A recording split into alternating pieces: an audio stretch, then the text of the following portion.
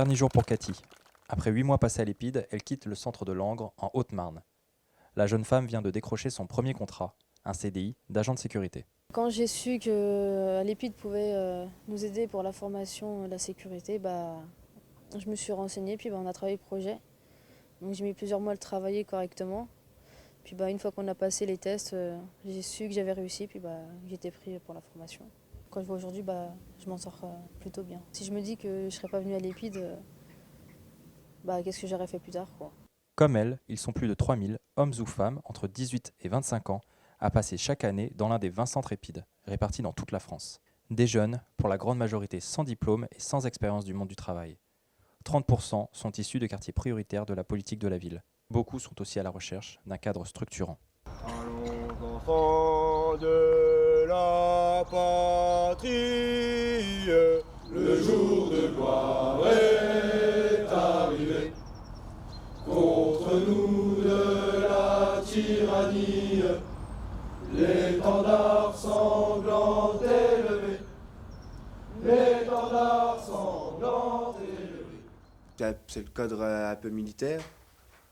On lève les couleurs, on fait tous pareil, on est tous ensemble tout le temps. On va manger, on se rassemble et on va marcher jusqu'à l'ordinaire, au pas, comme l'armée.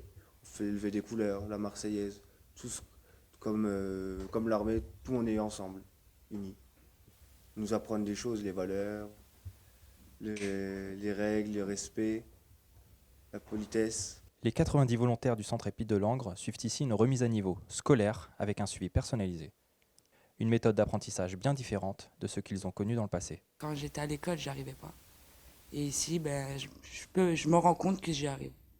Et qu'il faut toujours forcer. On est un petit groupe, notre formatrice ou notre cadre peut nous aider plus facilement et c'est mieux. Vu qu'il y en a qui forcément n'étaient plus en cours avant de venir ici, on reprend un petit peu les bases et donc c'est intéressant de pouvoir réapprendre. Maths et français sont ainsi adaptés au projet professionnel de chaque volontaire. Un projet également travaillé dans différents ateliers au sein desquels les formateurs prennent place au milieu des volontaires. L'interaction est primordiale. En fait, c'est vraiment une méthode active, tout le temps. C'est-à-dire que c'est vraiment un échange. L'idée, c'est que chacun puisse participer, que chacun puisse donner sa vision des métiers, bien entendu, et du monde de l'emploi. On va travailler qu'est-ce que c'est qu'un bon projet. Il faut impérativement qu'à la fin des 2 heures, il ait compris que le bon projet pour lui, ce sera une fois que ce sera posé pas mal de questions au niveau déjà de sa connaissance à lui, donc de la connaissance de soi, de la connaissance du projet, de la connaissance du contexte économique. Pourquoi vous et pas nous? Pourquoi je me prendrais vous et pas quelqu'un d'autre?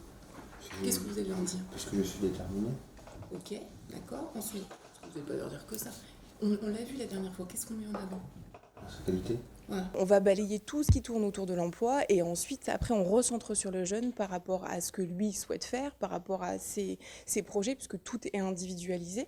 Et du coup, qu'après, on puisse vraiment, que lui puisse s'intéresser au métier en tant que tel. Donc, on fait des fiches métiers, on fait beaucoup de recherches sur Internet. On a aussi des logiciels qui nous permettent de travailler en profondeur avant de passer vraiment à la phase recherche de stage et d'aller explorer le métier sur le terrain.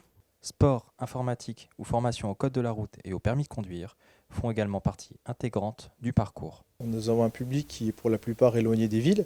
L'accès à cette mobilité, ça leur redonne une certaine confiance en eux-mêmes, ce qui fait que derrière, ils vont avoir confiance sur leur recherche de travail, parce qu'ils sont déjà, entre guillemets, une première victoire pour eux, un premier succès. Et s'ils ont confiance en ce qu'ils veulent réaliser, finalement, après, ils vont voir que les portes qui se ferment, ce sont des portes qui vont venir s'ouvrir par la suite. Mais l'Épide forme aussi des citoyens. Les actions sont nombreuses. Aider la banque alimentaire, soutenir des associations, nettoyer des zones polluées, etc. Objectif, s'insérer dans la société et apprendre à vivre en communauté. Alors, on a mis en place avec l'EPID un partenariat, donc une convention qui prévoit qu'à peu près une fois par mois, une équipe d'une dizaine de jeunes qui viennent nous aider à valoriser le patrimoine. Donc, c'est du débroussaillage, c'est du démoussage sur les fontaines au printemps, par exemple. Donc, tout ça, c'est du travail de détail, mais terriblement important pour reconquérir des lieux qui, habituellement, ont tendance à être justement envahis par la végétation.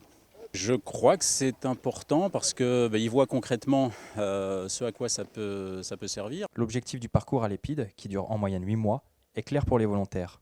Construire leur projet professionnel et trouver un emploi ou une formation qualifiante. Au terme de cette période, un jeune sur deux y parvient.